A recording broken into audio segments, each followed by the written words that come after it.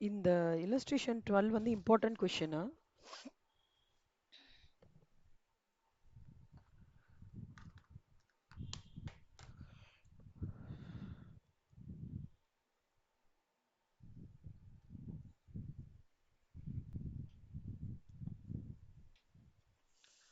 Calculate the cost of purchase of inventory that should be included in purchase cost. Purchase costல purchase of inventoryல ஓடுதுல என்னெல்லாம் நம்ம include பண்ணோம் cost அப்படின்றாங்க. என்னெல்லாம் include பண்ணணும் அப்படின்னு பார்த்தோம்னா பர்ச்சேஸ் ப்ரைஸ் இன்க்ளூட் பண்ணிக்கணும். ஓகே, டிஸ்கவுண்ட் லெஸ் பண்ணி ஜிஎஸ்டி ஆட் பண்ணிக்கணும். ட்ராவல் எக்ஸ்பென்ஸ் இன்க்ளூட் பண்ணிக்கணும். இம்போர்ட் டியூட்டி இன்க்ளூட் பண்ணிக்கணும். ஃபார்வர்டிங் சார்ஜஸ் இன்க்ளூட் பண்ணிக்கணும். டிரான்ஸ்போர்ட் இன்சூரன்ஸ் இன்க்ளூட் பண்ணிக்கணும். காஸ்ட் ஆஃப் லெட்டர் ஆஃப் ரெஃபரன்ஸ்னா என்னன்னு தெரியுமா கண்ணா?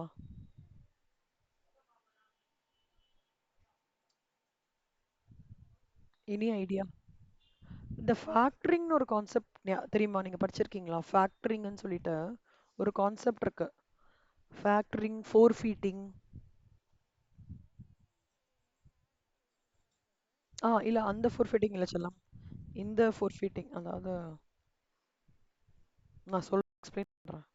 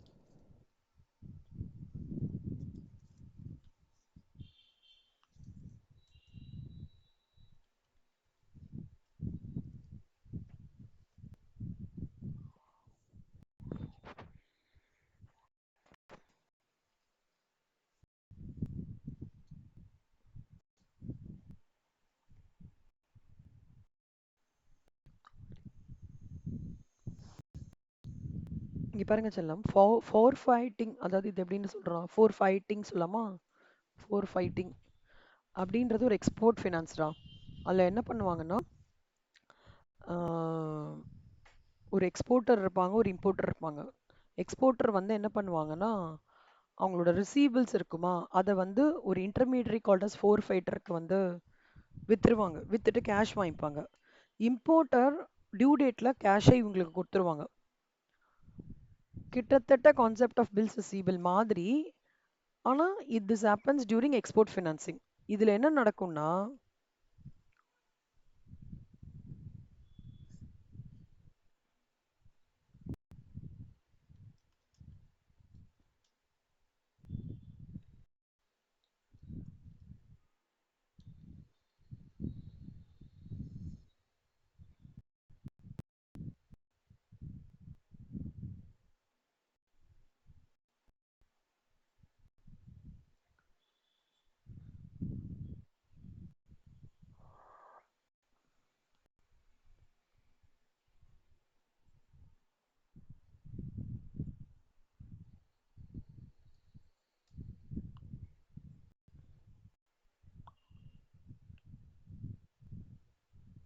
இது வந்து எப்படின்னா ஒரு ரெக்கமெண்டேஷன் லெட்டர் மாதிரி கண்ணோம். ஆம், அதாவது எக்ஸாக்டா எப்படி சொல்றதுன்னா ம், இந்த குவாலிட்டி செக்ன்னு சொல்லுவாங்க. இந்த கம்பெனியோட ப்ராடக்ட்டை நீங்க வாங்கிக்கோங்க அப்படின்னு சொல்லிட்டு ஒரு செகண்ட் செகண்டரி ரெக்கமெண்டேஷன் மாதிரி கொடுப்பாங்க ஸ்டாக்குக்கு. இந்த சப்ளையரோட இது அதோட காஸ்ட் ஆஃப் லெட்டர் ஆஃப் அந்த சிபாரிசு. இப்போ வந்து நம்ம ஒரு அப்ளிகேஷன் காலேஜ் அட்மிஷன் போகும்போது சிபாரிசு அப்படின்னு சொல்லுவோம்ல, சிபாரிசு லெட்டர் வச்சு அட்மிஷன் கிடைக்கும் தெரியுமா? அந்த மாதிரி என்னமோ வருது இல்லையா? அந்த மாதிரி குவாலிட்டி செக்குக்கு காஸ்ட் ஆஃப் லெட்டர் ஆஃப் ரெஃபரன்ஸ்னு சொல்லுவாங்க எக்ஸ்போர்ட் ஃபினான்சிங்ல. இந்த சப்ளையரோட கூட்ஸை வந்து நீங்க எடுத்துக்கோங்க. இது வந்து நல்ல குவாலிட்டியா இருக்கும். அதுக்கு வந்து ஒரு ஒரு ஒரு காஸ்ட் நிர்ணயம் பண்ணுவாங்க. அதுதான் இந்த cost of letter of reference. அது 1000 ருபீஸ். ஆனா அது எடுக்கக்கூடாது செல்லம். பர்ச்சேஸ் ஆஃப் இன்வென்ட்ரியில எடுக்கக்கூடாது. ஓகேவா? கமிஷன் அண்ட் brokerage பெய்டு எடுத்துடணும். அது பிரச்சனை கிடையாது. ஸோ இந்த கம்ப்ளீட் ஸ்ட்ரெச்லயே பர்ச்சேஸ் ப்ரைஸு, அதுக்கப்புறம் வந்து டிஸ்கவுண்ட் லெஸ் பண்ணிடுவீங்க. Travel expenses of purchase department GST add பண்ணுவீங்க. அப்புறம் இம்போர்ட் டியூட்டி எடுத்துப்பீங்க, ஃபார்வர்டிங் சார்ஜஸ் எடுத்துப்பீங்க, டிரான்ஸ்போர்ட் இன்சூரன்ஸ் எடுத்துப்பீங்க. இன்டர்னல் ஸ்டோரேஜ் காஸ்ட் எடுத்துக்க மாட்டோம்டா. அது வந்து கிட்டத்தட்ட ட்ரான்ஸ்ஃபர் ப்ரைசிங் மாதிரி. ஆம், எப்படின்னா வேர்ஹவுஸ் காஸ்ட் மாதிரி. ஒரு டிபார்ட்மெண்ட்டோட ஒரு டிபார்ட்மெண்ட் ஒரு மெட்டீரியலை ஸ்டோர் பண்ணி வச்சிருக்கோம். அந்த டிபார்ட்மெண்ட்டோட மெட்டீரியல் இன்னொரு டிபார்ட்மெண்ட் எடுத்துக்கிறதுன்னு வச்சுக்கோங்களேன். இன்டர்னலா டிபார்ட்மெண்ட்டோட அக்கௌண்ட்ஸ் இது பண்ணும்போது இன்டர்னல் ஸ்டோரேஜ் காஸ்ட் எடுத்துப்போம். ஆனா பர்ச்சேஸ் ஆஃப் ஸ்டாக்ல அதை எடுத்துக்க மாட்டோம். உங்களுக்கு புரியுதா நான் சொல்றது? Internal storage cost of receiving materials. Department okay. Cost of letter of reference எடுத்துக்க மாட்டோம். அதே மாதிரி internal transport between stock location எடுத்துக்க மாட்டோங்கண்ணா. இன்டர்னல் ஸ்டோரேஜோ இன்டர்னல் டிரான்ஸ்போர்ட்டேஷன் காஸ்ட்டோ காஸ்ட் ஆஃப் லெட்டர் எடுத்துக்க மாட்டோம். கமிஷன் எடுத்துப்போம். இதெல்லாம் எடுத்துக்கிறது தாங்கண்ணா இந்த டோட்டல் ஆஃப் 2,70,000 2,75,520. புரியுதா உங்களுக்கு? கரெக்ட் ஆன்சர் 2,74,500 கிடையாது. மாத்திக்கோங்க செல்லம். ஓகேவா? மாத்திக்கோங்க. இப்போ இங்க மெயினா நாட் டு டேக் என்னன்னு போட்டிருக்கேன். இப்போ இந்த சம்ல இந்த ஃபார்மேட் ஃபாலோ பண்ணிக்கோங்க. MCQ question, important question. ஆ ஆ, திப்தி இந்த கொஷின் மட்டும் படிக்கிறீங்களா திப்தி? ம்.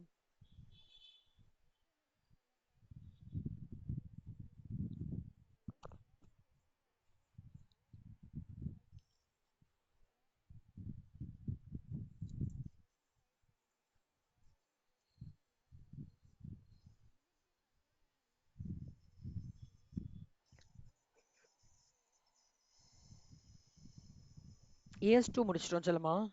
இப்போ AS10 வரும். ஃபர்ஸ்ட் என்ன அப்படின்றது பிரீஃப் பண்ணிடுறேன். ஏற்கனவே நீங்க இது பார்த்துருக்கீங்களா? டாபிக் தெரியும். ஓகே. இதுல 3 விஷயம் ரொம்ப இம்பார்ட்டன்ட்ரா. எப்போ அக்கௌண்ட்ஸ் ஃபைனலைஸ் ஆச்சு, எப்போ போர்ட் ஆஃப் டைரக்டர்ஸ் அப்ரூவ் பண்றாரு, எப்போ ஒரு ஹேப்பனிங் நடந்திருக்கு, இந்த மூணுத்தோட டேட்டை கன்சிடர் பண்ணிக்கணும். ஓகேவா? AS10ல என்ன சொல்றாங்க அப்படின்னா, ரிப்போர்ட்டிங் பீரியடுக்கு அப்புறம் ஏதாவது ஒரு event நடந்து board of directors financial statements approve பண்றதுக்கு முன்னாடி இருந்ததுன்னா அதை வந்து they are not recorded as events after the reporting period. Since the accident took place after the, அதாவது ஆக்சிடென்ட் வந்து இந்த கேஸ்ல வந்து ஆஃப்டர் த ஃபினான்ஷியல் ஸ்டேட்மெண்ட்ஸ் வந்து அப்ரூவ் பண்ணியிருக்காங்க. அதாவது 31/3 ஃபைனலைஸ் பண்ணியிருக்காங்க, 25 அப்ரூவ் பண்ணியிருக்காங்க, 35ல ஆக்சிடென்ட் ஆயிருக்கு. இதை ஈவெண்ட்ஸ் ஆஃப்டர் த ரிப்போர்ட்டிங் பீரியட்னு சொல்ல மாட்டாங்க. ஓகேவாடா? இதுல ஒன்னேன்னு நான் ஒன்று இதுவாக டீட்டெயில்டாக சொல்லித்தரேன். டேட்ஸ் ஆர் இம்பார்ட்டன்ட் இதுல.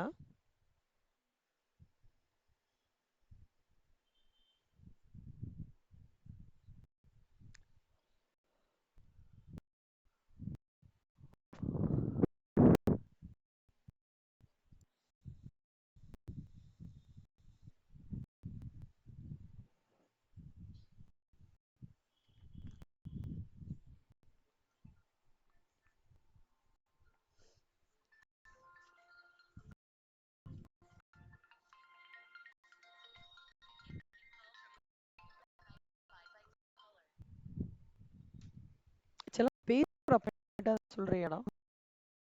100 இருக்குமா? 300 இருக்குமா? Okay okay. 204.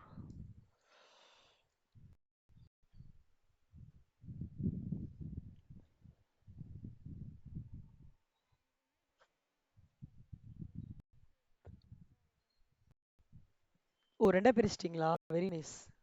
சூப்பர். ம். ஆ. ஓ!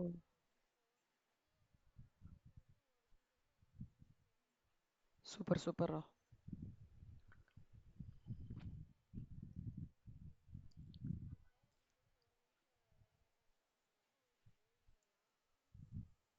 ஓ! Okay, okay.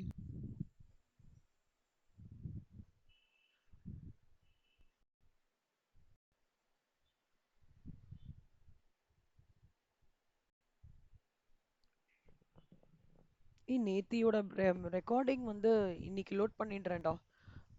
லோட் பண்ணி வச்சுட்டேன். நேமிங் மட்டும் பண்ணினேன்னா பண்ணிடுறேன். ஒரு 5 மினிட்ஸ் பண்ணிடுறேன். நீங்க இப்ப கிளாஸ் முடிச்ச உடனே நான் லோட் பண்ணிடுறேன். ஆ,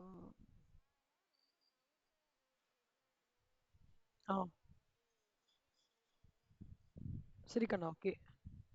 நான் முடிஞ்ச வரைக்கும் கரெக்டா லோட் பண்ணிடுறேன். எப்பாவது எனக்கு ஹேங் ஆயிடுச்சு அப்படின்னா மட்டும் கொஞ்சம் டைம் ஆகுதுன்னா மட்டும்தான் எனக்கு சரி வேற ஏதாவது நோட்ஸ் ஆஃப் லெசன் எடுத்துட்டு இருக்கேன். அது ஹேங் ஆயிடுச்சு அப்படின்னா மட்டும் சரி நம்ம நாளைக்கு மூவ் பண்ணிக்கலாம்னு வச்சிருவேன். அதர்வைஸ் இங்க பாருங்க கண்ணா. A firm takes some time to prepare and finalize the financial statements and further more time to get it approved by the board. Only after the financial statements are approved, they may be used by the users. This raises a question as to how to deal with the events occurring after the balance sheet date but before the date financial statements are approved for issue. அதாவது ஜென்ரலா எப்படி ஒரு ஆர்கனைசேஷன்ல preparation of financial ஸ்டேட்மெண்ட்ஸை accountant பண்ணி ஒரு head வந்து finalise பண்ணுவார். அதுக்கப்புறம் தான் போர்டு அப்ரூவ் பண்ணும். சப்போஸ் ஃபினான்ஷியல் ஸ்டேட்மெண்ட் அப்ரூவ் பண்ணதுக்கப்புறம் போர்டு அப்ரூவ் பண்ணதுக்கப்புறம் ஏதாவது ஹேப்பனிங்ஸ் நடந்திருக்குன்னு வச்சுக்கோங்க. அதாவது போர்டு அப்ரூவ் பண்ணுறதுக்கு முன்னாடி ஏதாவது ஹேப்பனிங்ஸ் நடந்திருக்கு அப்படின்னா எப்படி அதை அப்ரோச் பண்ணணும்? அந்த மாதிரி சூழ்நிலைகள்லாம் நிறைய வரும்ல. மெயினா வந்து ஃபயர் வரல சான்சஸ் இருக்கு இல்ல. இப்பதான் நம்மளுக்கு வெதர் நேச்சரே பயங்கரமா ஹிட் கொடுக்கறது இல்ல கரெக்டா. நார்த்ல எல்லாம் பார்த்து கேக்குறதா தித்தி கேக்குறதா. கேக்குது. நார்த்ல எல்லாம் பாத்தீங்கன்னா ஹெவி ரெயின்ஸ் இப்போ. லைக் உத்தரப்பிரதேஷ் உத்தரப்பிரதேஷ் அந்த மன்சா தேவி டெம்பிள் அப்புறம் வைஷ்ணவி தேவி டெம்பிள் ஜார்க்கண்ட் அந்த ஹில் ஏரியாஸ் ஃபுல்லா இப்போ கெட்டிங் வாஷ்ட் அவுட். இப்போ லெட்ஸ் டேக் ஒரு கம்பெனி அங்க இருக்கு, ஃபைனலைஸ் பண்ணிட்டாங்க, ஆனா போர்டு அப்ரூவ் பண்ணல. ஆனா ஒரு அன்ஃபோர்சீன் ஹேப்பனிங் இந்த மாதிரி நடந்துருதுன்னா இந்த சுச்சுவேஷன்ல எப்படி அதை வந்து டேக்கிள் பண்ணணும்? அது இந்த வருஷத்துல காமிக்கணுமா அடுத்த வருஷத்துல காமிக்கணுமான்றத பத்தி பேசுறது தான் ஏஎஸ்டன், இந்தியன் ஏஎஸ்டன். ஓகே. இப்போ வந்து reporting date 31/3/2022 Kanna.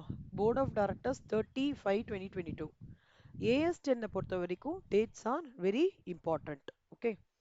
In between these two dates ஏதாவது ரொம்ப முக்கியமான ஒரு ஈவெண்ட் நடந்ததுக்கு அப்படின்னா அதை என்ன சொல்லுவாங்கன்னா events occurring after the balance sheet date. Suppose 31/3/2022ல ரிப்போர்ட்டிங் டேட்டா மே மாசம் தான் போர்ட் ஆஃப் டைரக்டர்ஸ் வந்து அப்ரூவ் பண்றாரு.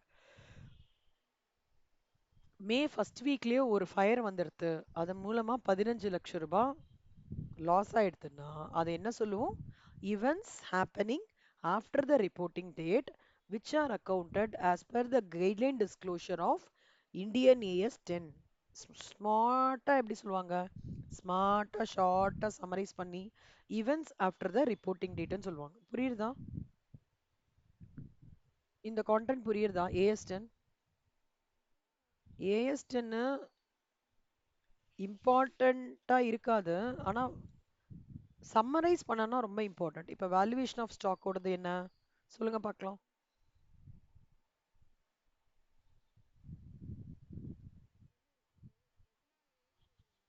இல்ல, ஏ வேல்யூவேஷன் ஆஃப் ஸ்டாக் என்ன சொல்றது? ஏஎஸ் ஒன் என்ன சொல்றது?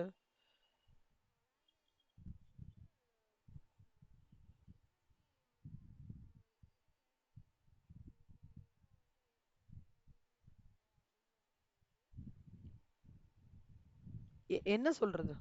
What it chase.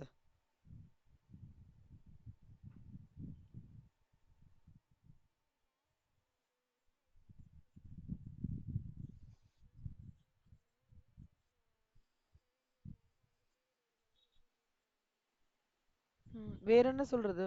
AS2 முக்கியமானதுடா.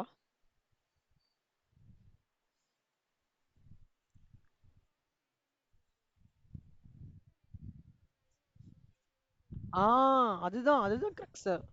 நீங்க என்ன இன்னைக்கு ரொம்ப ப்ரீ ஆக்குபைடா இருக்கீங்களா? எனக்கு என்னமோ இல்ல ஒண்ணும் இல்லல்ல. எல்லாம் ஃபைன் தானே? ஏன்னா நீங்க டெய்லி பதில் சொல்றதும் பயங்கரமா யோசிச்சு சொல்றாங்க. என்னாச்சு? உடம்பு சரியில்லையா? ஓ!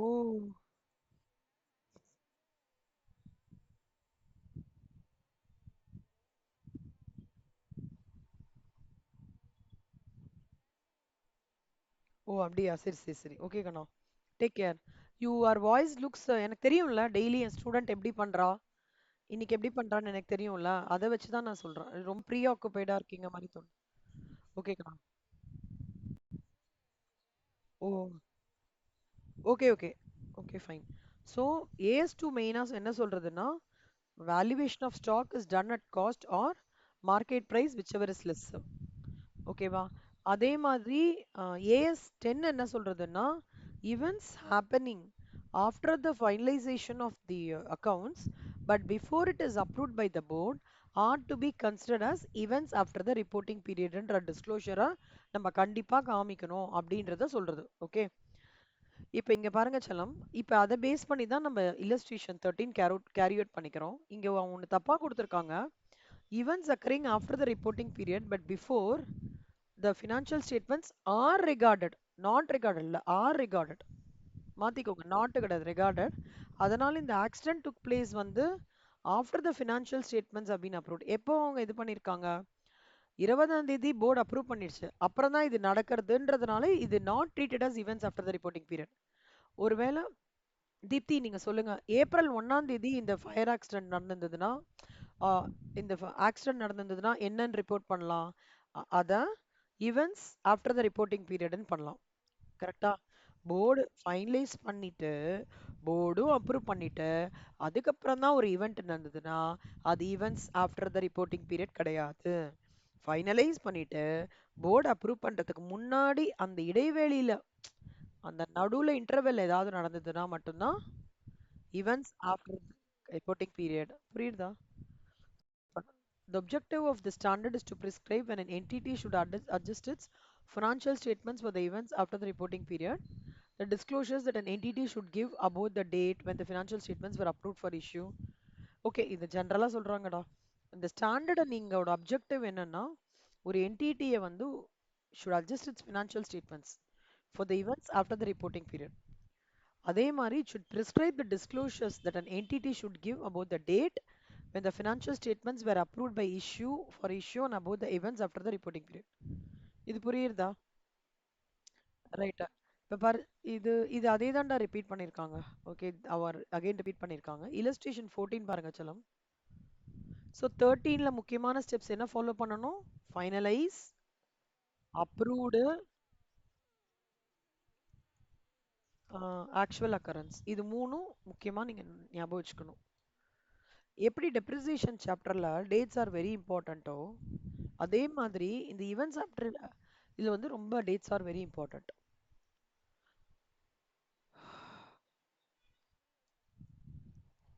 ரீட் அவுட் பண்றியா செல்லம்? தேங்க்ஸ். முடியுமாடா உனக்கு? முடிஞ்சதுன்னா பாருங்க செல்லம். சரி முடிஞ்சதுன்னா பாருங்க கண்ணா. இல்ல நான் ஸ்லோவா நானே ரீட் அவுட் பண்றேன். Okay fine. ரீட் அவுட் பண்ணிட்டு ரீட் அவுட் பண்ணிட்டு நீங்களே உங்களோட அப்சர்வேஷன் சொல்லுங்க. நம்ம அப்புறம் ஆன்சர்ஸ் டிஸ்கஸ் பண்ணலாம்.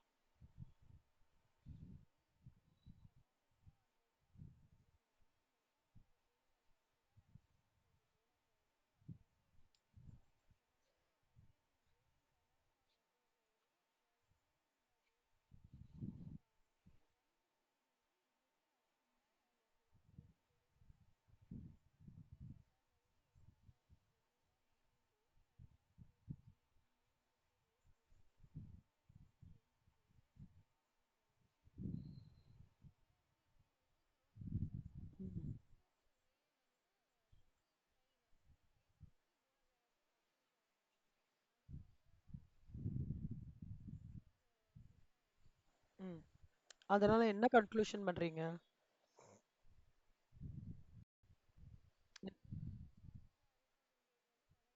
Very good. அவ்வளவுதான். அவ்வளவுதான். முடிஞ்சு போச்சா? இதுதான் climax. Not an event after the reporting date. இதுக்கு தான் செல்லமா நம்மளுக்கு 3 மார்க்கோ 4 மார்க்கோ அலைன் பண்ணுவாங்க இந்த வேர்டுக்கு தான். ஆஸ் பர் இந்தியன் ஏஎஸ்டன் வேற எதுவுமே எழுத வேண்டாம். இந்த மூணுத்தையும் எழுதிக்கோங்க. எப்பவுமே செம்ம படிச்சுட்டு நிறைய படிச்சுக்கோங்க. செம்ம நல்லா படிச்சுக்கோங்க. இந்த மூணுத்தையும் அழகா போட்டுக்கோங்க. போட்டுட்டு கடைசியா ஈவெண்ட் ஆஃப்டர் த ரிப்போர்ட்டிங் டேட்டா நாட்டா அவ்வளவுதான் 4 மார்க். இதெல்லாம் வந்ததுன்னா சூப்பர்ரா Deepti. I wish all our papers, I pray God daily all our papers should be straight forward கஷ்டமா இருந்தாலும் அதை ஹேண்டில் பண்ணிக்கிறதுக்கான நம்மளுக்கு அந்த பக்குவத்தை வந்து காட் வந்து நம்மளுக்கு கொடுக்கணும். அந்த presence ஆஃப் மைண்டை கொடுக்கணும். எல்லாத்தையும் ரீக்ளிக் பண்ற மைண்டை நம்மளுக்கு கொடுக்கணும். அதான் important. Because we cannot anticipate a BCom paper for a CMA. கரெக்டா? ஸோ ஐ ப்ரே காட் இந்த மாதிரி குட்டி குட்டி ப்ரெவிஷன்ஸ் வந்து we all should be able to crack out things very easily and come out successfully. Super. சரி. ம். Illustration 15 படிடா செல்லுமா.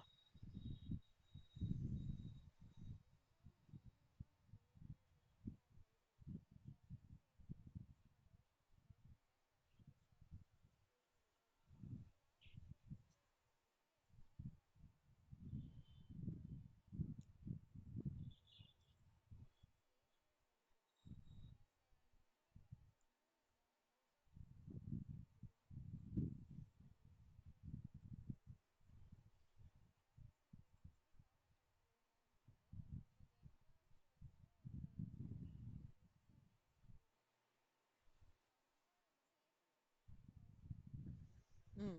So அதனால என்னடா செல்லுமா இப்போ ஒன்னொன்னா பார்க்கலாமா?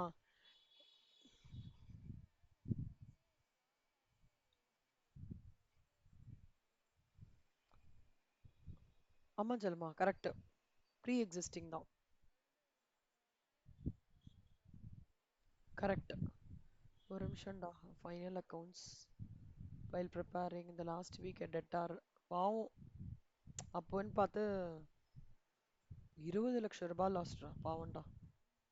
ரொம்ப கஷ்டமா இருக்கு. கொரோனா டைம்ல நிறைய பேருக்கு இந்த மாதிரி க்ளோஷர் ஆகிறதுக்கு முன்னாடிலாம்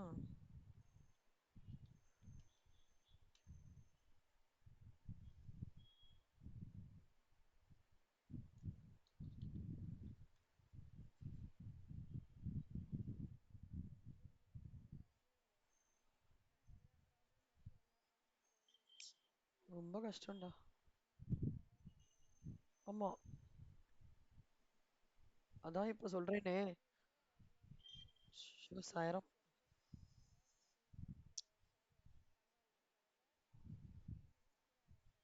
ரொம்ப கஷ்டம்.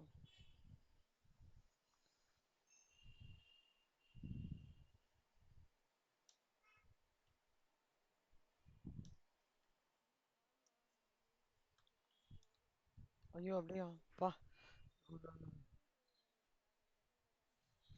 ஆ.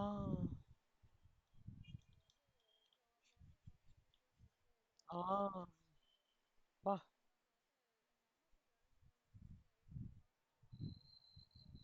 ம்.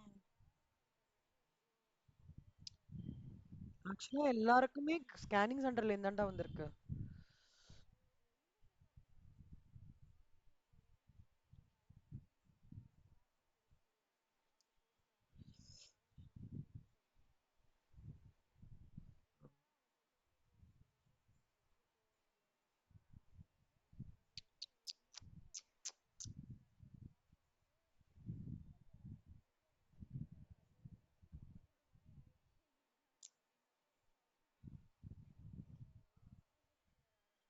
ஐயோ.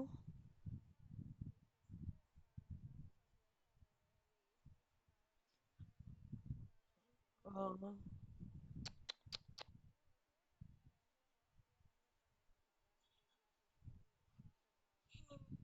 ஓ.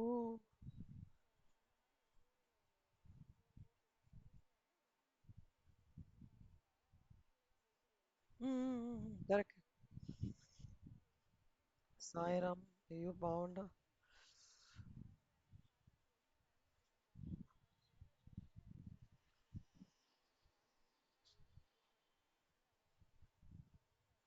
ஐயோ சாய்ராம்.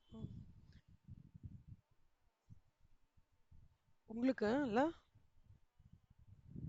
ரொம்ப ரொம்ப கஷ்டம்டாண்ணா. அதாவது அதாவது அதாவது இன்னொன்னே ஒண்ணுமே சொல்லவே முடியல. அப்புறம் நல்லபடியா ஆ, ம். ஏன் அந்த ரெம்டிசிவியரா ஏதோ ஒரு இன்ஜெக்ஷன் வேற கிடைக்காம போய் ஆ, அப்படியா? ஆ கரெக்ட் கரெக்ட் கரெக்ட். ஆ ஐயோ அதை மறக்கவே மாட்டேன்டா. எங்க மாமியாருக்கு 40 வந்துருச்சு ஆக்சிஜன். வீட்ல தான் வச்சிருந்தோம். அதாவது இன்னும் 2 மணி நேரத்துல மாமியார் பிளைண்டு. எங்க மாமனாருக்கு ஒரு கண்ணு தான் தெரியும். பிளைண்ட போய் நான் எப்படி ஹாஸ்பிட்டல் அட்மிட் பண்றது? போனோம்னா யாரோ ஒருத்தர் இருக்கணும்ன்றாங்க. இவருக்கு கொரோனா. எனக்கு கொரோனா ஏதோ பாபா பிளெஸிங்ஸ்ல வரல. ஆனா நான் இங்க கோஆர்டினேட் பண்ணிட்டு இருந்தேன். என் பொண்ணுக்கு பல்லு வலி. ஆ, என்ன விட்டுட்டு போமா. அப்புறம் நான் டிசைட் பண்ணேன். Okay let me do a tough கால்னு சொல்லிட்டு இங்கிலீஷ் மெடிசனே வேண்டான்ட்டு ஃபுல்லா ஆயுர்வேதிக் போனேன்.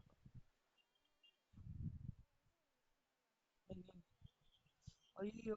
ஏன்னா இவங்கள கூட்டின்னு போ முடியாதுன்னு சொல்லிட்டு நல்ல வேளை எங்களுக்கு ஒரு டாக்டர் கிடைச்சாங்கடா. விஷ்ணுபிரியா டாக்டர்னு சொல்லிட்டு சேலையூர்ல இருக்காங்க. தெய்வம் மாதிரி.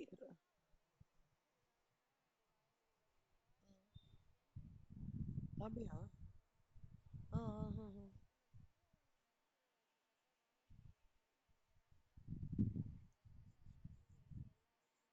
அப்படியா? ம், ம், ம்.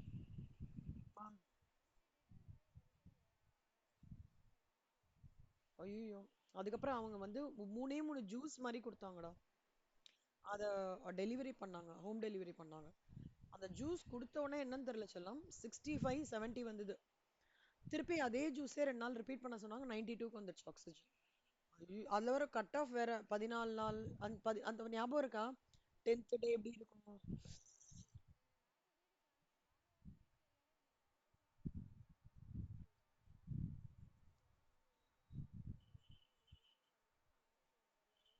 ஐயோ! ஆமா.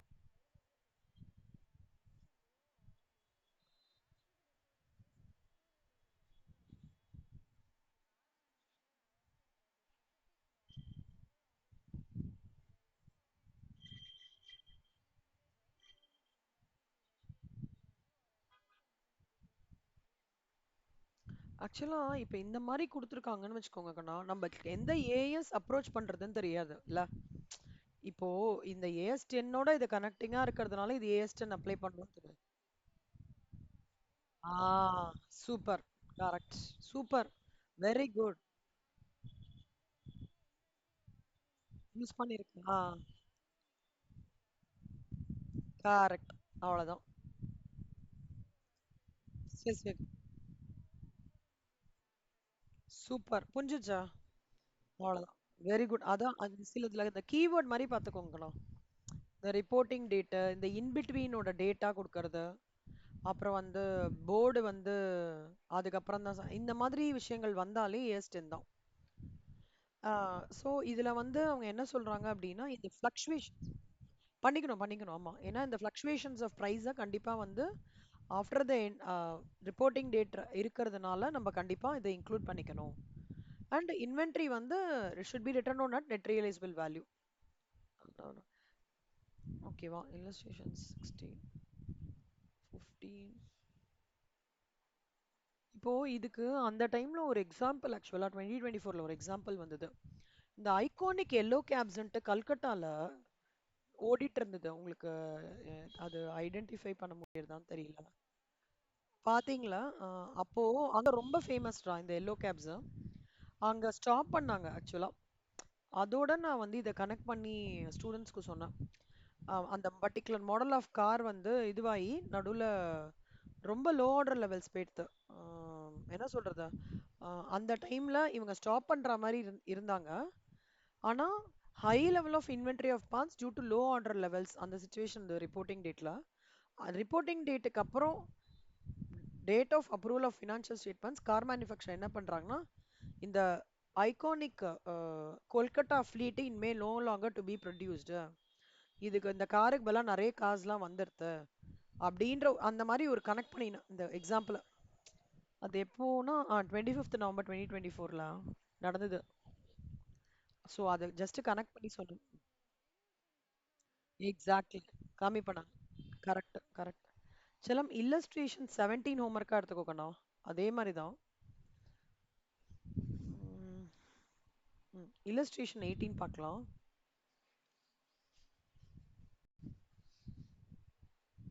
அக்கௌண்டிங் ஸ்டாண்டர்ட்ஸ் ஆக்சுவலாக நம்மளுக்கு ரொம்ப ஈஸி. ரிப்போர்ட்டிங்கும் இதில் ஒன்று கவர் பண்ணிடுறேன்டா. சி அட்ஜஸ்டிங் எவன்ஸோட குட்டி குட்டி எக்ஸாம்பிள்ஸ் கொடுத்துருக்காங்க செல்லம், நல்லா பார்த்துக்கோங்க. ரிப்போர்ட்டிங் டேட்டுக்கு அப்புறம் ஏதாவது ஒரு கோர்ட்ல ஒரு ப்ரொசீடிங்ஸ் இருந்தாலோ ஒரு நிமிஷம். ரிப்போர்ட்டிங் டேட்டுக்கு அப்புறம் ஏதாவது கோர்ட்ல ஒரு ப்ரொசீடிங்ஸ் போறதுன்னு வச்சுக்கோங்களேன். கோர்ட்ல நம்ம கேஸ் போட்டிருக்கோம், நம்மளுக்கு ஃபேவரபிளாகவும் வரலாம் இல்லை அன்ஃபேவரபிளாகவும் வரலாம். ஓகேவா? இல்லை நான் வந்து ஒரு கஸ்டமர் வந்து பேங்க்ரப்சி ஃபைல் ஆயிருக்கு, அந்த மாதிரி கேசஸ். ஆனால் எல்லாமே ரிப்போர்ட்டிங் டேட்டுக்கு அப்புறம். இல்லை நான் வந்து ஆஹ், இந்த போனஸ் பேமெண்ட்ஸ் பற்றி டிஸ்கஷன்ஸ் பண்ணுறேன் ரிப்போர்ட்டிங் டேட்க்கு அப்புறம்லாம். இந்த மாதிரிலாம் விஷயம் இருக்குல்ல கண்ணா. ஆஹ், ஏதோ ஃப்ராட் இப்போ திடீர்னு பார்த்தீங்கன்னா இந்த ரெக்டிஃபிகேஷன் ஆஃப் எரர்ஸில் 3 விதமாக இருக்குல்ல. Before the preparation of trial balance, after the preparation of trial balance, after the preparation of PnL, 3 category இருக்கு, ஞாபகம் இருக்கா? அந்த 3வது கேட்டகரிக்கு அப்புறம் திடீர்னு நான் அது மேஜரா ஐயோ இந்த என்ட்ரியை விட்டுட்டேன்ற மாதிரி ஒரு சினாரியோ இருக்கும்ல. அந்த மாதிரி சினாரியோஸ் எல்லாமே reports occurring after the events occurring after the reporting டேட்னு அர்த்தம். ஓகேவா? அது இதுதான் இதோட எக்ஸாம்பிள் கரெக்ட்ஸ். இல்லஸ்ட்ரேஷன் 15, 16, 17 பார்த்துட்டோம். நான் அட்ஜஸ்டிங் இவெண்ட்ஸோட எக்ஸாம்பிள்ஸ் வந்து சொல்றாங்க இங்க. என்னெல்லாம் சொல்றாங்கன்னா ஹை லெவல்ல கோத்ரூ பண்ணிக்கலாம். ஒரு business combination or disposal of a major subsidiary after the balance sheet date, இதெல்லாம் நான் அட்ஜஸ்டிங் இவெண்ட்ஸ்னு சொல்றாங்க. ஒரு என்டிடி இந்த இந்த கீழே கொடுத்துருக்கிற கேட்டகரி ஆஃப் ரிலேட்டட் இவெண்ட்ஸுக்கான அட்ஜஸ்ட்மெண்ட்ஸை வந்து கரண்ட் இயர் ஃபினான்ஷியல் ஸ்டேட்மெண்ட்ஸில் ரெஃப்ளெக்ட் பண்ண முடியாது. தீஸ் ஆர் கால்ட் அஸ் நான். இப்போ நான் வந்து ஒரு மர்ஜருக்காக பேசுகிறேன், ஓகே, இல்லை ஒரு அமால்கமேஷனுக்காக பேசுகிறேன்னு வச்சுக்கோங்க, இல்லை ஒரு ரீஸ்ட்ரக்சரிங் ஆகுதுக்கணும், ஒரு கம்பெனியை ரீஸ்ட்ரக்சரிங் பற்றி பேசுகிறேன், இல்லை வந்து say for example tax rates, இப்போ ஜிஎஸ்டி ரேட்ஸ் 2 வாரம் முன்னாடி எல்லாம் மாறிடுதுல. இத நிறைய விஷயம் கம்மியா இருக்கு அப்படின்லாம் சொல்றாங்க. கரெக்ட். இதெல்லாம் வந்து இந்த ஃபைனலைசேஷன் ஆஃப் பிஎன்எல்க்கு அடுத்து போஸ்ட் நடந்தா கூட கரண்ட் இயர்ல அது இம்ப்ளிகேஷன் ஆகாதுச்சு. ஓகேவா? அதே மாதிரி லிட்டிகேஷன் உட்காந்துட்டு இருக்கு, ரொம்ப நாள் லிட்டிகேஷன்லாம், major litigation or events that occurred, அதாவது அந்த லிட்டிகேஷன் ஆரம்பம் சொல்றோம், லிட்டிகேஷனோட ஆரம்பம் 31st டைம் 1st April தான் இருந்தது. 31st 3 2024 நான் ஃபைனலைசேஷன் பண்ணிட்டேன். ஆனால் 1st April தான் அந்த லிட்டிகேஷன் இருந்தது. அந்த மாதிரி இருக்கிற பட்சத்தில் எப்பவுமே ஞாபகம் வச்சுக்கோங்க, that will not come under the non adjusting events after the reporting period. ஏன்னா 1st April தான் சுக்லாம்பரதமே இந்த லிட்டிகேஷனுக்கு போட்டிருக்காங்க, அப்போ வராது. எந்த லிட்டிகேஷன் நான் போன ஃபினான்ஷியல் இயர்லேயே ஸ்டார்ட் பண்ணி கோயிங் கோயிங் கோயிங் அப்படின்னா தான் 31/3 நீங்கள் காமிக்கணும். ஸோ அதை ஞாபகம் வச்சுக்கோ செல்லம். That come exactly. Next financial ஸ்டார்டிங்கில் பண்ணுறதை எடுத்துக்க கூடாது, அதை ஞாபகம் வச்சுக்கோங்க. இதெல்லாம் தான் கண்ணா. இப்போ எக்ஸ்சேஞ்ச் டிஃபரன்சஸ் வரலாம். Going concern. Okay, exchange differences, இது அப்படியே படிங்களா கண்ணா.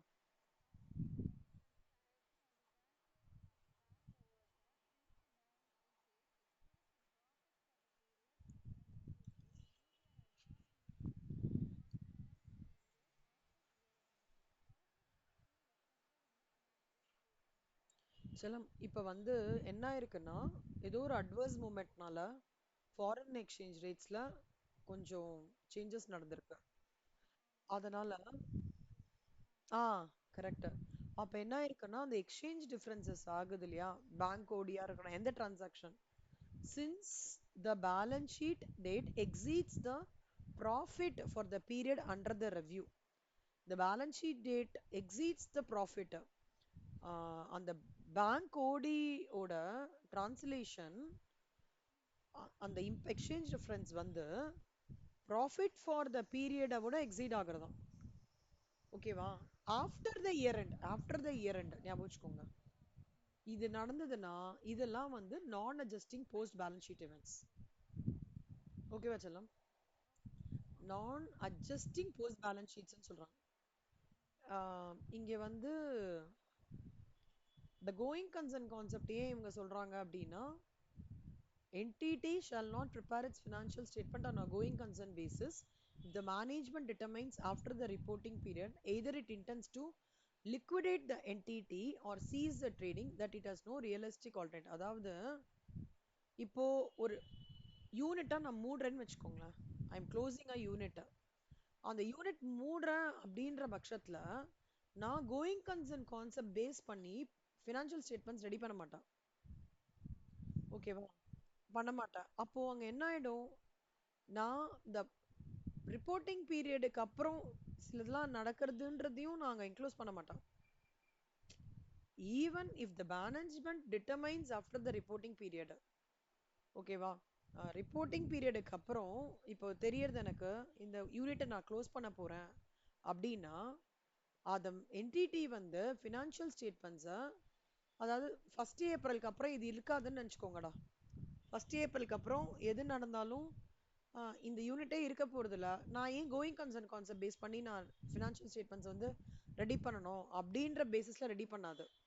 அது எப்படி ரெடி பண்ணும் அப்படின்னா, it will ready prepare the statements in such way that that that activity is going to be completely stopped. அப்போ இந்த மாதிரி சர்க்கம்ஸ்டான்சஸ்ல கோயிங் கன்சர்ன் கான்செப்ட் வந்து அலைன் ஆகாது அப்படின்னு சொல்றாங்க. ஏன் இதை சொல்றாங்கன்னா, இதே எக்ஸ்சேஞ்ச் ரேட் டிஃபரன்சஸ் கூட அந்த சிச்சுவேஷன் எப்பவாவது அந்த என்டிட்டி லிக்விடேட் ஆக போறது அப்படின்னு இருக்குன்னு வச்சுக்கோங்களேன். அப்போ the மேனேஜ்மெண்ட் வந்து என்ன பண்ணும்னா இதுக்கான டிஸ்க்ளோஷர் கூட கொடுக்காது by way of note to the financial statements. அப்படியே விட்டுருவாங்க. ஏன்னா இது இனிமே யூனிட்டே கிடையாது, இல்ல நான் ஃபர்தரா வந்து எதுக்கு ஸ்பெசிஃபிகேஷன் கொடுக்கணும்னு சொல்லிட்டு பண்ண மாட்டாங்க. வாட் இஸ் த சம்மரைசேஷன்னா, any exchange rate differences are always forming part of non adjusting post balance sheet இவெண்டா கன்சிடர் ஆகணும். அவ்வளவுதான். இந்த ஃபர்ஸ்ட் லைன் ஞாபகம் வச்சுக்கோங்க. இதுதான் சம்மரி செல்லம். ஓகேவா? இப்போ இந்த இந்த இது படிக்கலாம். ஏவியேஷன் ஒரு விஷயம்.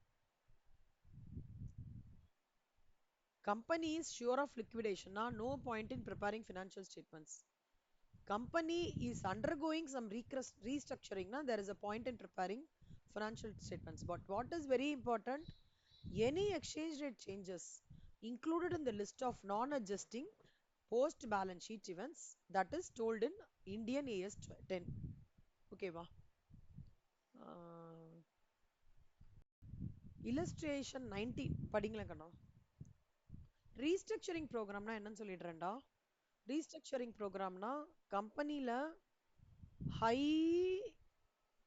பெய்டு பீப்புள் இருக்காங்க தெரியுமா, அவங்களோட salary பேட்டர்ன், அவங்களோட எஃபிஷியன்சி லெவல், அவங்களோட கான்ட்ரிபியூஷன் டு த கம்பெனி எல்லாத்தையும் அலசி ஆராய்வாங்க.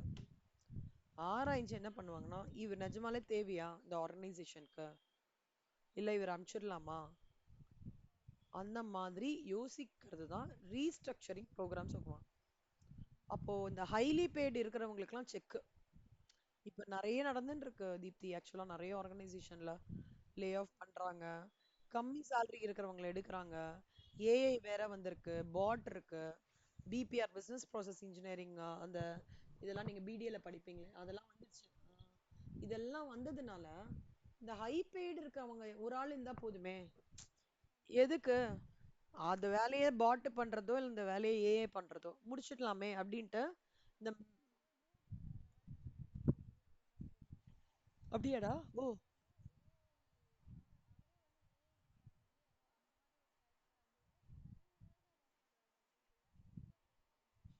ஓ.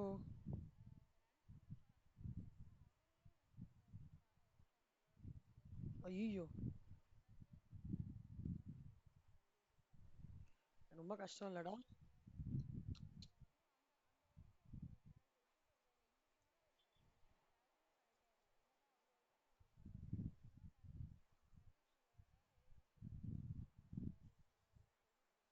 ரொம்ப உம், இப்போ நான் ரீசெண்டா ஒரு ஆர்டிக்கல் படிச்சேன் Deepti. Revisiting your lifestyle அப்படின்ட்டு. அதாவது இப்ப இந்த இதெல்லாம் போக சொல்றாங்கல்ல, எப்படி அந்த சுச்சுவேஷன் எல்லாம் வந்து ஃபேஸ் பண்ணணும், எப்படி நம்ம லைஃப் ஸ்டைல் சேஞ்சஸ் பண்ணிக்கணும். ஒன்றும் இல்லை, கார் நீங்க ஒரு வாரம் யூஸ் பண்ணாம ஒரு வாரம் ட்ரெயின்ல போயிட்டு வாங்க, அப்படி அந்த மாதிரி சொல்றாங்க. ஒரு வாரம் வந்து பெட்ரோல் சேவ் ஆகிறது மட்டும் இல்லாம உங்களுக்கே ஃபினான்ஷியல் ஸ்பெண்ட்ல சேஞ்ச் தெரியும். பாடியில வந்து நிறைய ரெஸ்ட் இருக்கும் பாடிக்கு. டென்ஷன்லயே இருக்க மாட்டீங்க. அந்த மாதிரி ஒரு கிட்டத்தட்ட 6 7 கேட்டகரி பார்த்தேன். Revisiting, using public transport instead of car, using cycle instead of two wheeler, அதுக்கப்புறம் வந்து preparing food at home instead of Swiggy, Zomato.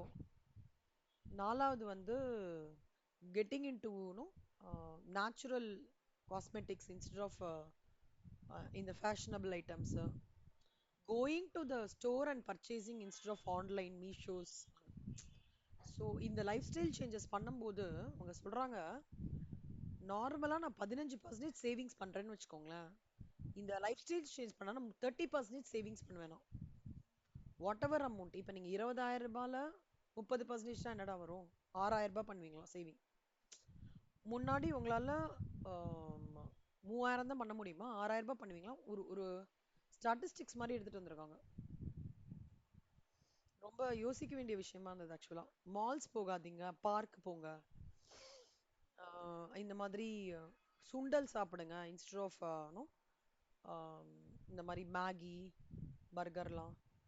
அதாவது அது வந்து டிஸ்டிங்விஷ் பிட்வீன் மாதிரி இருந்தது. இப்படி இருந்ததுக்கண்ணா. இது இப்படி அது எப்படி, கோ டு அதை நம்ம சொல்லுவா இல்லையா பாட்டிலாம், பாட்டி வைத்தியம் இது பண்ணிக்கோங்க, இது போக ஆக்சுவலாக பார்த்தோம்னா அப்படி பண்ணோம்னாக்கண்ணா இந்த 30% சேவிங்ஸை விட ஜாஸ்தியாவே வருமோன்னு தோன்றது எனக்கு. சும்மா ஒரு ஒரு மாசத்துல நான் அசஸ் பண்ணாலே அது அது வந்து இது இப்ப நம்ம ஒரு ஃபேமிலி லெவல்ல யோசிக்கிறோம்ல, கம்பெனி லெவல்லையும் அது யோசிக்கிறது தான் ரீஸ்ட்ரக்சரிங் ப்ரோக்ராம். ஓகேவா கண்ணா?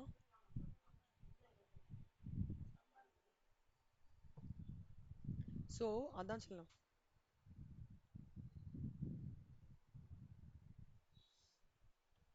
அஹ் இந்த கொஸ்டின் அந்த மாதிரி தான் கண்ணா. புரிஞ்சுதாடா உனக்கு ரீஸ்ட்ரக்சரிங் ப்ரோக்ராம்னா? ஐடியா கிடைச்சது. இந்த பேரா படிங்க.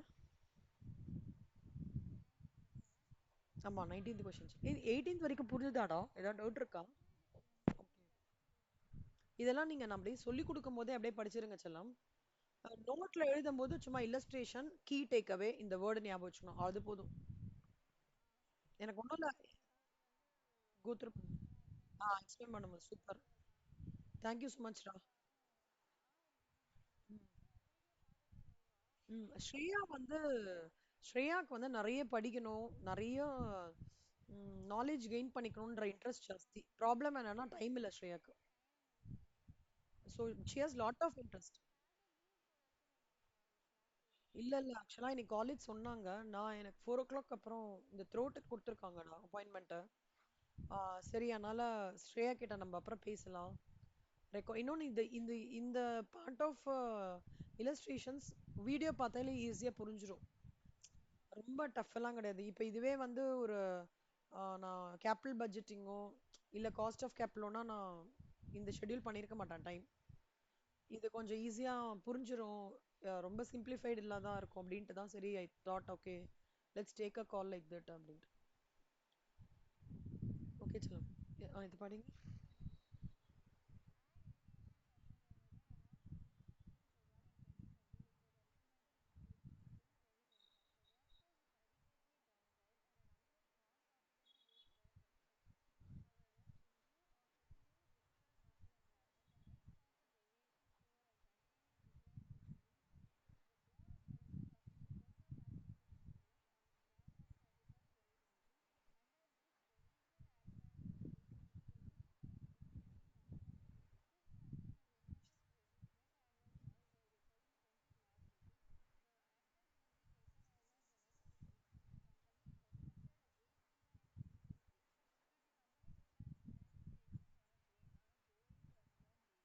ம்.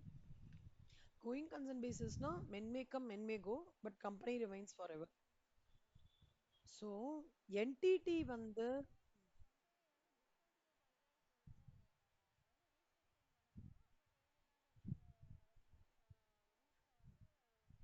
சஸ்பெண்ட் பண்றாங்க.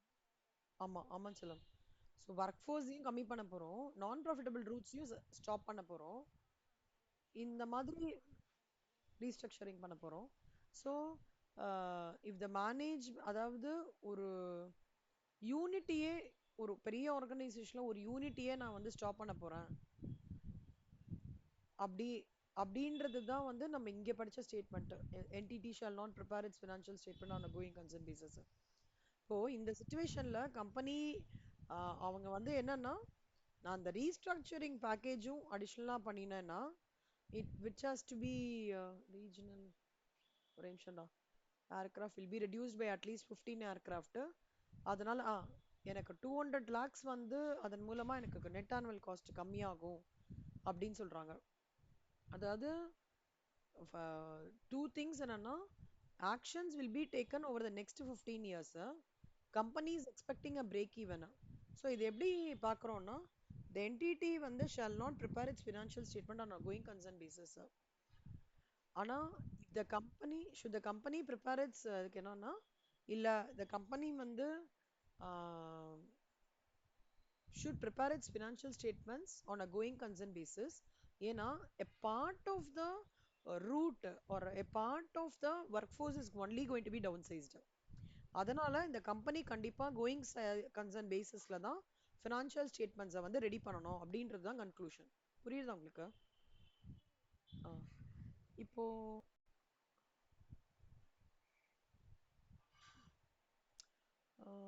இது வந்து ஏஎஸ் 32ல கவர் ஆகுதுடா. ஓகேவா?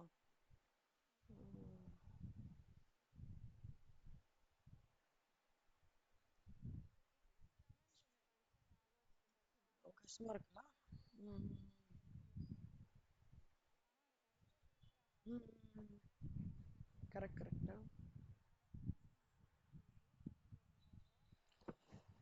ஐயோ, லாஸ்ட் டைம் குரூப் பண்ண ரொம்பவே இதுவானது. ஃபினான்ஷியல் அக்கௌண்டிங் பேப்பர் ஃபார்மேட் படியே இல்ல அது. கேட்கல. பேட்டர்ன் படியே இல்ல அது. ஃபுல்லா அக்கௌண்டிங் ஸ்டாண்டர்ட் சுத்தி வச்சு கேட்டாங்க.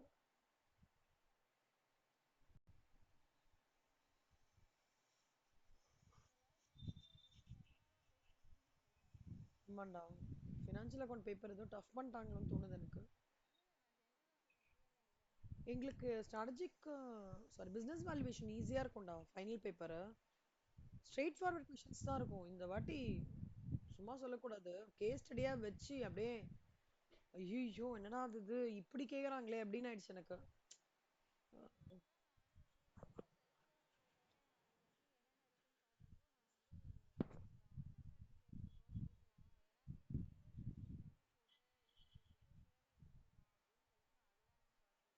இல்ல இல்ல, ஆண்டர்பிரினர்ஷிப் போடுங்க. ஏன்னா ஆண்டர்பிரினர்ஷிப் தான் இப்போ நீட் ஆஃப் தி ஹார்.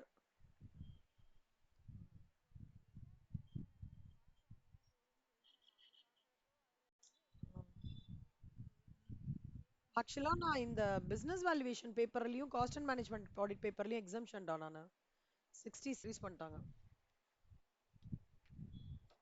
இது வேணா உங்களுக்கு ஈஸி பண்ணி தரேன்டாங்க நான். As for one days east கொஞ்சம் பெட்டரா, கொஞ்சம் வளவளன்னு இல்லாம என்ன டு த பாயிண்ட் இல்ல. அவங்க இவ்வளவு சொல்லிருக்காங்க, ஆனா இன்னும் சொல்ல என்னன்னா, இங்க ஏஎஸ் ஃபோர்ல வந்து இந்த கோயிங் கன்சர்ன் கான்செப்ட் பத்தியான டிஸ்க்ளோஷர் வந்து ரெக்குவயர்மெண்ட் இல்லைன்றாங்க. ஏஎஸ் டென்ல என்ன சொல்றாங்கன்னா, இல்ல இப்போ வந்து கண்டிப்பா கோயிங் கன்சர்ன் கான்செப்ட் படி கம்பெனி ரன் ஆகல அப்படின்னா அப்போ வந்து என்டிடி வந்து ஃபினான்ஷியல் ஸ்டேட்மெண்ட்ஸை வந்து இல்ல இல்ல, இங்க requirement of the going concern கான்செப்ட்ன்ற ரெக்குவயர்மெண்ட் இல்ல, இங்க டிஸ்க்ளோஷர் ஆஃப் கோயிங் கன்சர்ன் கான்செப்டோட இது இருக்குன்னு சொல்றாங்க. இவ்வளோ பெரிய ஸ்டேட்மெண்ட்டுக்கு அதான் மீனிங். பட் நான் ஒண்ணு பண்றேன், வேணா இது சிம்பிளிஃபைடா ஈஸி தரேன், ஈஸி பண்ணி தரேன் இதை. எல்லா டிஸ்டிங்விஷ் பிட்வீனும் ஈஸி பண்ணி தரேன். எல்லா டிஸ்டிங்விஷ் பிட்வீனும் இருக்கு இல்லையா, அது ஈஸி பண்ணி தரேன் உங்களுக்கு. ஓகேவா? ஸ்டேஜ் ஒனுக்கு பண்ணி தந்தேன், அது மாதிரி ஸ்டேஜ் டூ பண்ணு.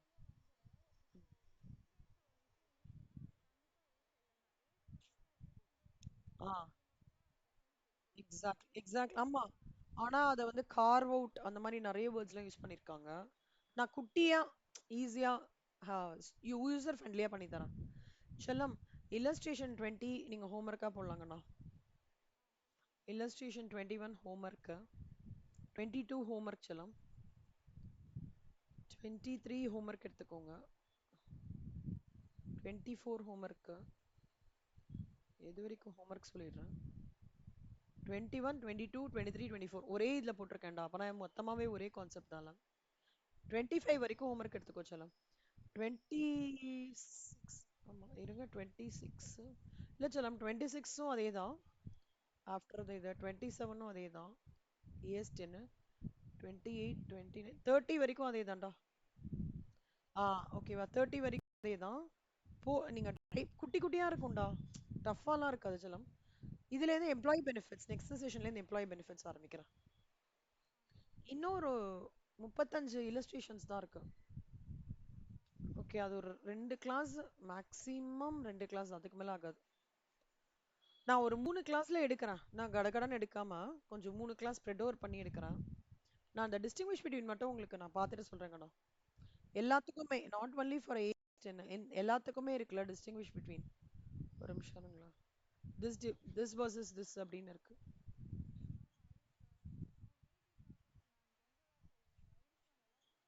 கரெக்ட் அது.